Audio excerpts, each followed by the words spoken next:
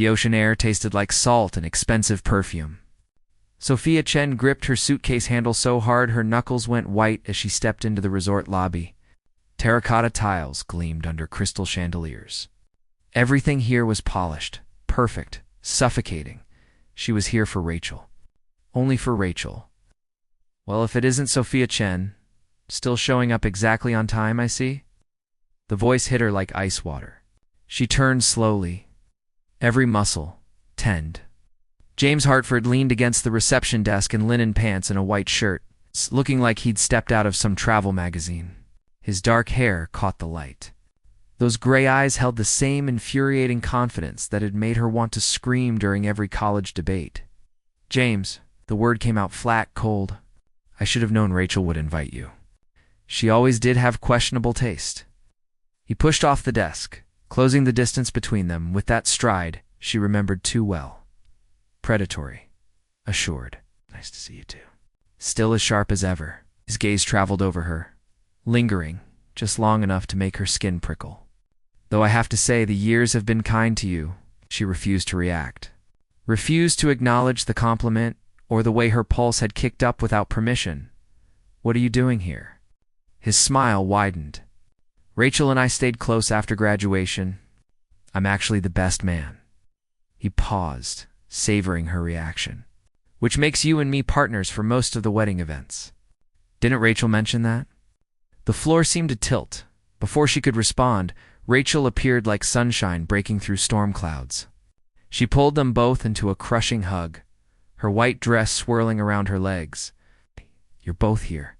This is perfect." Rachel looked between them, her smile wavering slightly.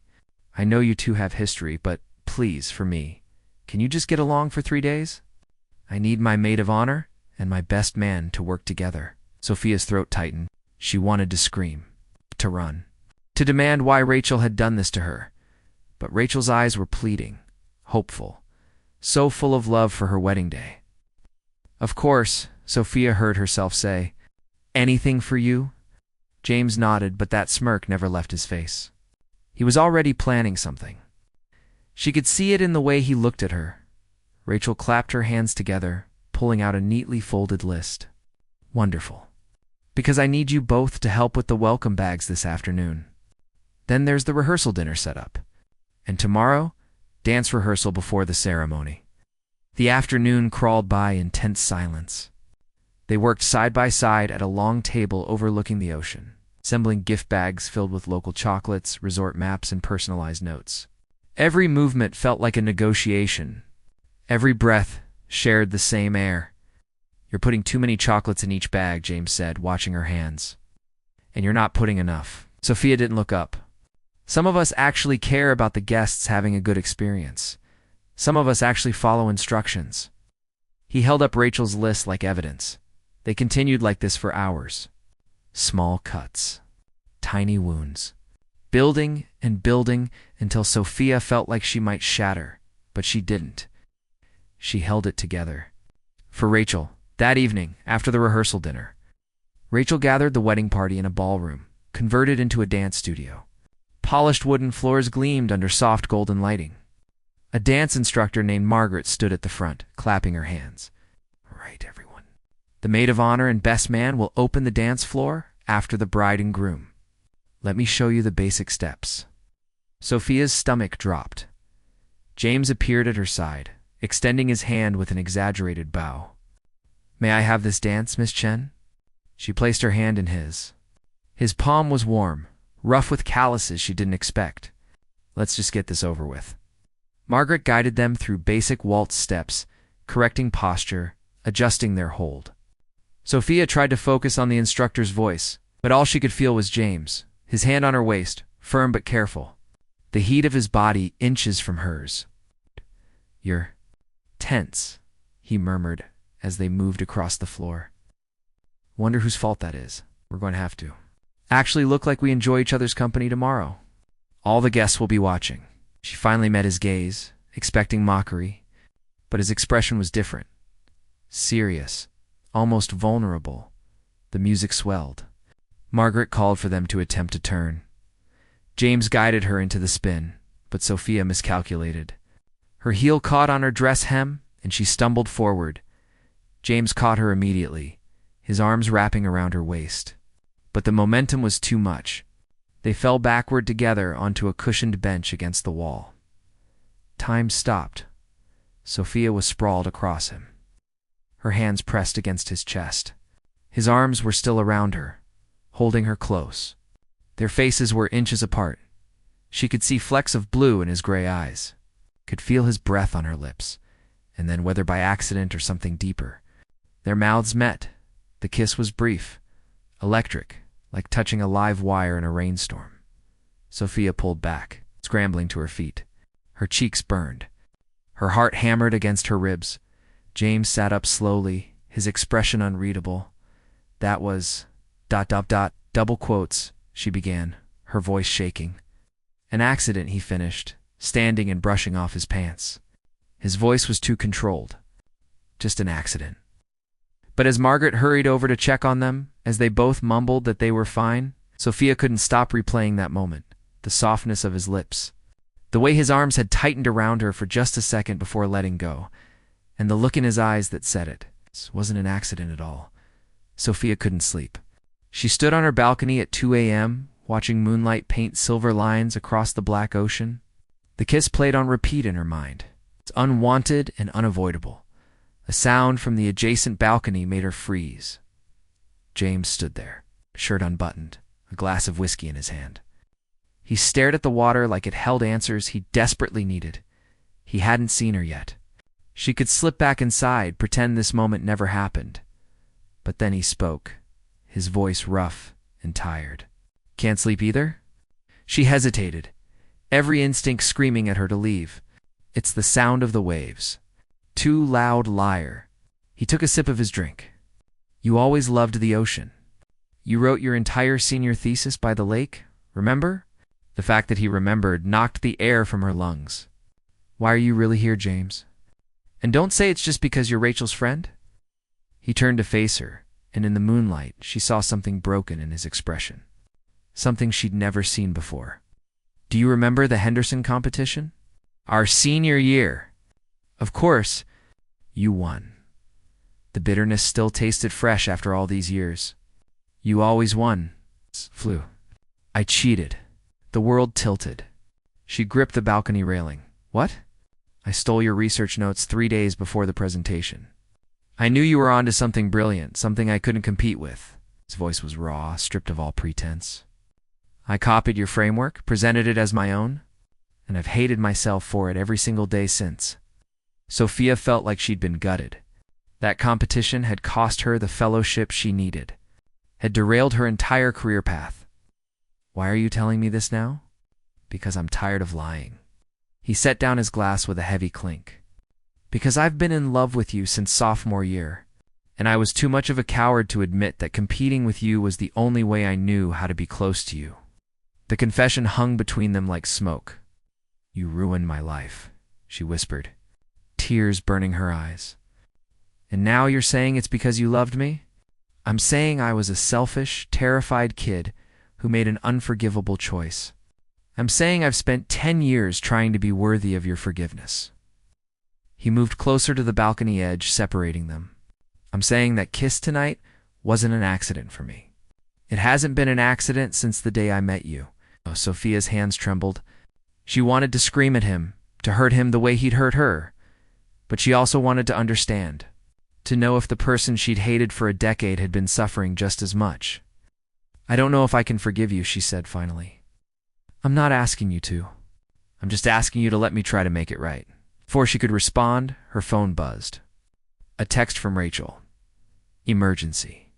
Need you both in the bridal suite now? They rushed through the resort's winding pathways, arriving at Rachel's suite breathless. Rachel sat on the floor, mascara streaking her face, surrounded by torn paper. He's gone, she sobbed. Michael's gone. Sophia dropped to her knees beside her best friend. What happened? I found these in his suitcase. Rachel held up printed emails. He's been having an affair. For 6 months. With my sister. The words were a bomb detonating. James cursed under his breath, pulling out his phone. Where is he? He left an hour ago. Said he couldn't go through with the wedding. that he never meant for it to go this far. Rachel's voice cracked. My sister called me 10 minutes ago, crying, begging for forgiveness. Sophia pulled Rachel into her arms, fury and heartbreak warring inside her. Over Rachel's shoulder, she met James's eyes. For the first time since arriving at the resort, they were on the same side. We're going to fix this, Sophia said, though she had no idea how. James nodded, his jaw set. Whatever it takes. But as dawn broke over the ocean, painting everything gold and red, Sophia realized they were all about to make choices that would change everything. Rachel looked up, her eyes red and hollow. I need you to do something for me. Both of you. Anything, they said in unison. Find him? Bring him back. Rachel's voice turned cold, dangerous, and make him pay for what he's done. Sophia and James exchanged a glance. The hatred between them had shifted into something else entirely, something darker, more complicated, and possibly more dangerous than either of them were prepared for. They found Michael at a beach bar 20 miles down the coast, drunk and alone. The afternoon sun beat down mercilessly as Sophia and James approached his table. He looked up with bloodshot eyes. I knew you'd come, Michael slurred. Rachel sent her attack dogs. James grabbed him by the collar, yanking him to his feet. You're going to get in the car and come back to the resort. No. Or what? You'll beat me up? Go ahead. Michael laughed bitterly. Nothing you do will hurt worse than what I've already done to myself. Sophia stepped between them, her voice iced. Why? Just tell us why. Michael's face crumpled. Because I was scared. Because Rachel is perfect and I'm not, and every day I felt myself drowning in her expectations. Her sister saw me, really saw me. Without all the pressure and wedding planning and future plans, he wiped his eyes roughly. I never meant to hurt anyone. But you did, Sophia said quietly. You destroyed her, I know. Michael sank back into his chair. That's why I can't go back. She deserves better than me. James pulled Sophia aside, his voice low. He's right. Rachel does deserve better. Maybe we should just let him go. Rachel asked us to bring him back. Rachel's in shock. She's not thinking clearly. James ran his hand through his hair, frustrated. If we bring him back, what happens? They go through with the wedding out of obligation. He breaks her heart again in 6 months. Sophia stared at him, seeing the logic but hating it. So we just give up? We tell Rachel the truth, that he's not worth fighting for. They returned to the resort as the sun began to set, painting the sky in shades of blood, orange, and purple. Rachel waited in the courtyard, surrounded by wedding decorations that now felt like monuments to a lie. Where is he? She demanded. Sophia opened her mouth, but James spoke first. He's not coming back, Rachel. And honestly, you shouldn't want him to. Rachel's face went pale. What? He doesn't love you enough, James continued, his voice gentle but firm. And you deserve someone who does. Someone who wouldn't run. Someone who would fight for you. Tears streamed down Rachel's face. You were supposed to bring him back. You were supposed to fix this? Can't fix someone who doesn't want to be fixed, Sophia said softly, taking her friend's hand. But we can be here for you. We can help you survive this. Rachel pulled her hand away, her expression hardening. Get out. Both of you. I don't want to see either of you right now. They left her there, surrounded by white roses and broken dreams. Later that night, Sophia found James on the beach. He sat in the sand, staring at the waves crashing in endless rhythm. She hates us now, Sophia said, sitting beside him. She'll understand eventually. We did the right thing, did we? Sophia picked up a handful of sand, letting it slip through her fingers. Or did we just project our own damage onto her situation? James turned to look at her, his eyes searching. What do you mean? You spent 10 years running from your guilt. I spent 10 years nursing a grudge. Maybe we're both just as scared as Michael. It's just better at hiding it, Sophia. No, listen. She faced him fully, her heart racing. You told me you cheated? You told me you've been in love with me. And I've been too angry and too hurt to respond. But the truth is, I remember sophomore year too. I remember every argument, every competition, every moment we spent trying to destroy each other. And I remember feeling alive in a way I never felt with anyone else. His breath caught. What are you saying? I'm saying maybe I hated you so much because some part of me knew. Some part of me felt it too, and I was terrified of what that meant. He reached out slowly, giving her time to pull away. When she didn't, he cupped her face in his hands. I don't deserve you, he whispered. Maybe not. But you're here. And so am I. And for once in our lives, maybe we should stop running. They kissed then, not by accident, but by choice. It was desperate and honest, tasting like salt air and old wounds finally beginning to heal when they broke apart. Breathless, Sophia rested her forehead against his. No. There's something else, James said. His voice strained. Something I haven't told you. Cold dread pooled in her stomach. What? The reason I stayed close to Rachel all these years. The reason I knew about this wedding. Pulled back, meeting her eyes. Rachel hired me 6 months ago to investigate Michael. She had suspicions about the affair. She asked me to find proof. Sophia stood abruptly, stumbling back. What? I'm a private investigator now. It's what I do. He stood too, hands raised. Rachel wanted to know the truth before the wedding. But every time I got close to telling her, she'd talk about how happy she was, how perfect everything was. I couldn't do it. So I buried the evidence and hoped it would go away. You knew. Sophia's voice shook with rage. You've known for months that Michael was cheating, and you said nothing. I was trying to protect her. You were trying to protect yourself from being the bad guy again. Oh. She backed away from him, tears streaming down her face. You haven't changed at all, James. You're still the same coward who stole my work and ruined my life. Sophia, please, don't. She held up her hand. I actually let myself believe you were different, that you'd grown, that maybe we could be something real. Her laugh was hollow, broken. But you're exactly who I always thought you were. She turned and ran, leaving him standing alone on the beach as the tide came in, washing away their footprints like they'd never been there at all. Morning came too bright, too harsh. Sophia had packed her bags twice, ready to leave, ready to run from this disaster. But she couldn't abandon Rachel. Not now.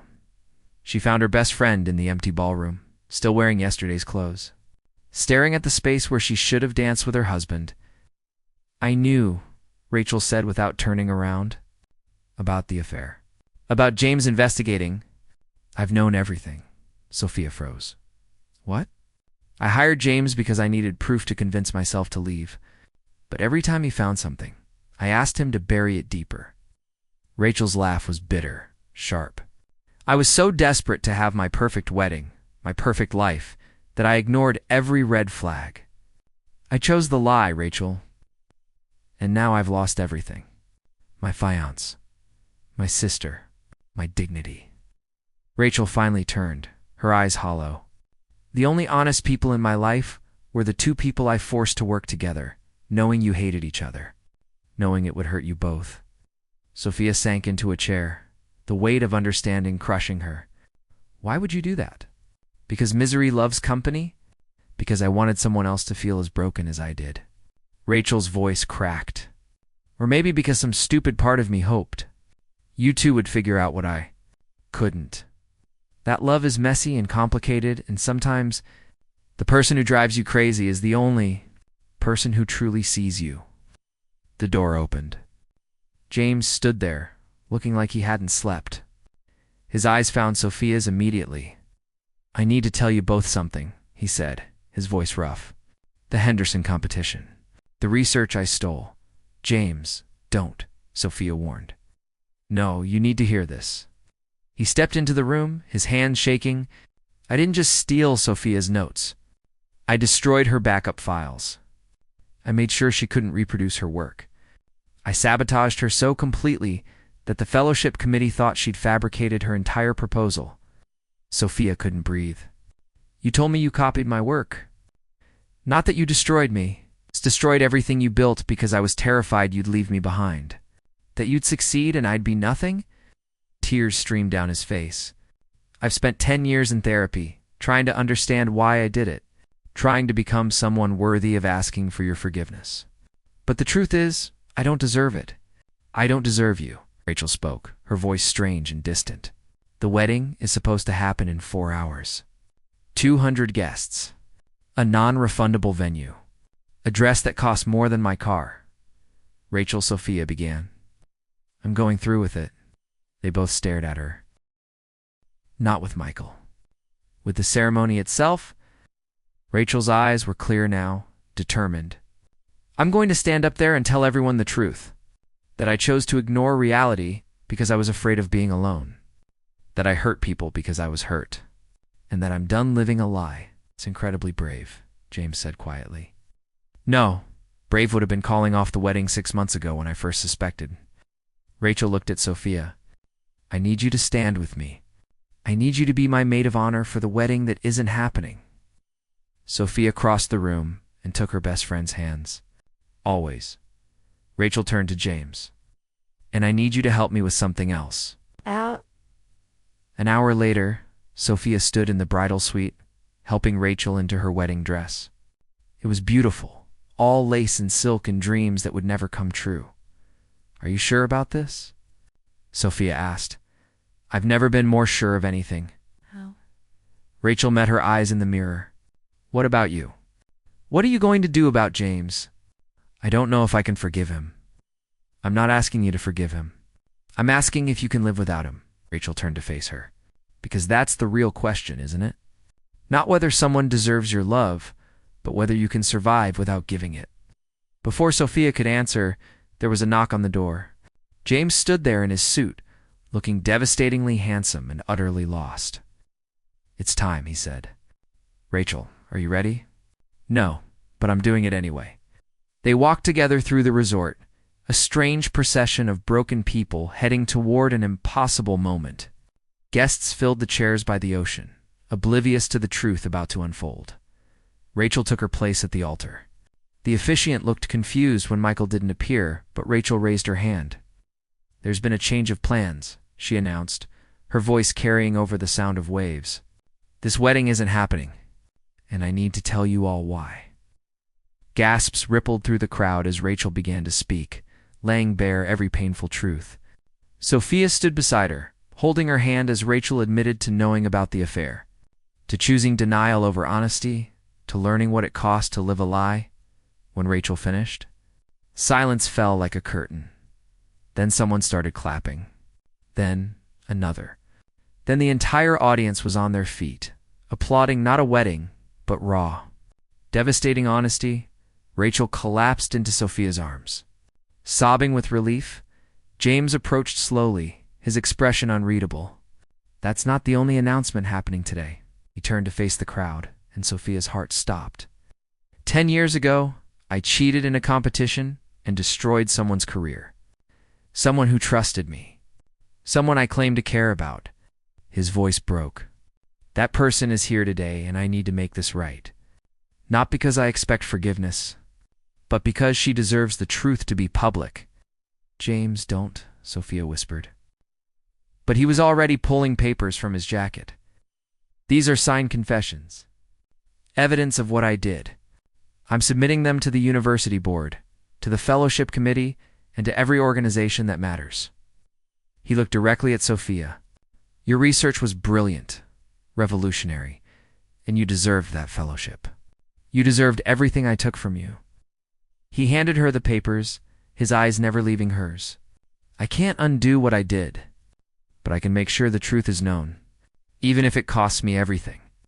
Sophia stared at the documents in her hands. This was it. This was the revenge she'd dreamed about for 10 years. The vindication. The proof that she'd been right all along, but as she looked at James, broken and brave, and finally, truly honest, she realized something terrifying. She didn't want revenge anymore. She wanted him. Sophia stood at the edge of the cliff overlooking the ocean, the confession papers clutched in her hands.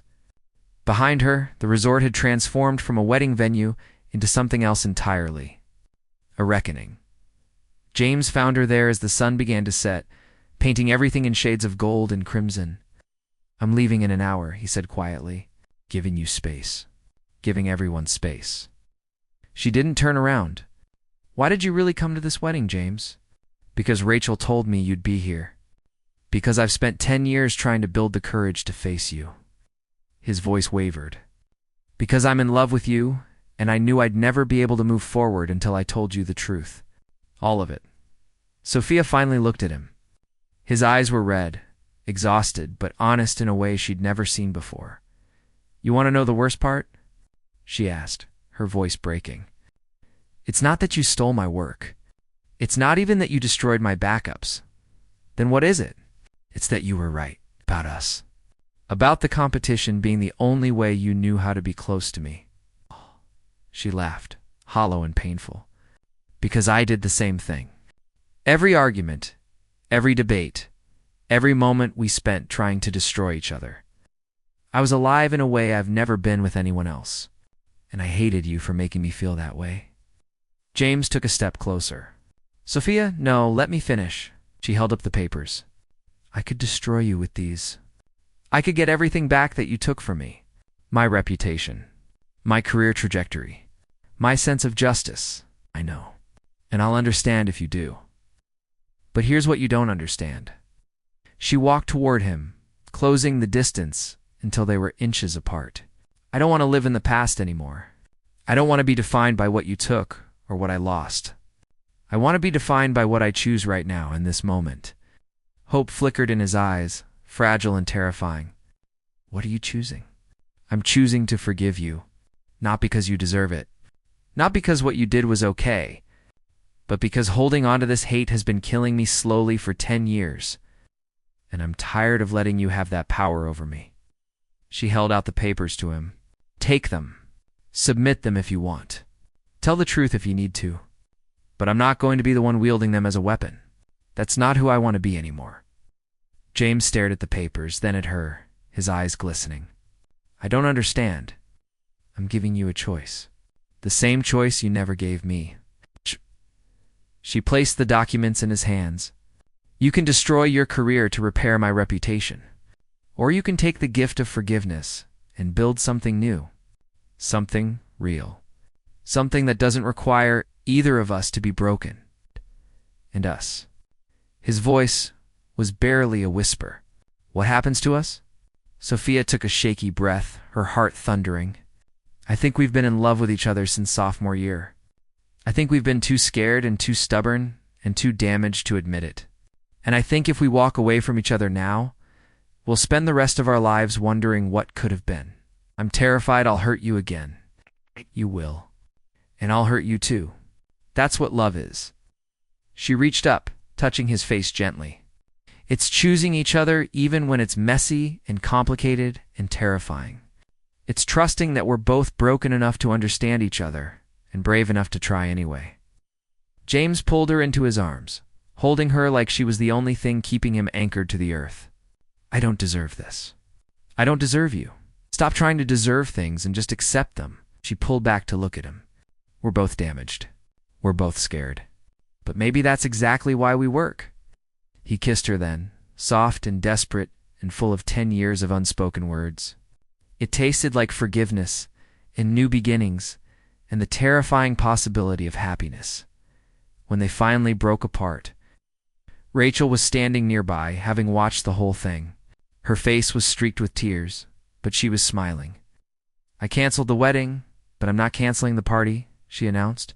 If you two want to dance tonight, the ballroom is yours. That evening, as the sun dipped below the horizon, Sophia and James stood in the center of the empty ballroom. No guests, no expectations. Just them and the music and the choice to try. I'm still angry at you sometimes, Sophia admitted as they swayed together. No. I'm angry at myself too, and I don't know if this will work. Right. Neither do I. He pulled her closer. But I'm willing to find out if you are. She rested her head against his chest, listening to his heartbeat, steady and real. I spent 10 years hating you. I think I can spend the rest of my life learning to love you. That's all I'm asking for. A chance. They danced as the moonlight streamed through the windows. Two broken people choosing to be broken together, choosing forgiveness over revenge, choosing the terrifying uncertainty of love over the safety of hate. Rachel watched from the doorway, holding a glass of champagne, surrounded by wilted flowers and canceled dreams. To new beginnings, she whispered to herself, raising her glass to the couple on the dance floor, and somewhere in the distance, the ocean continued its eternal rhythm. Waves crashing and retreating, destroying and rebuilding. Over and over again, just like love, just like life, just like second chances that arrive when you least expect them and need them most. Sophia and James held each other in the center of the ballroom. No longer enemies, not quite lovers, but something infinitely more complex and real. Two people who had spent a decade running from the truth finally standing still long enough to face it. The kiss that started as an accident had become a choice, and that choice had changed everything. The end.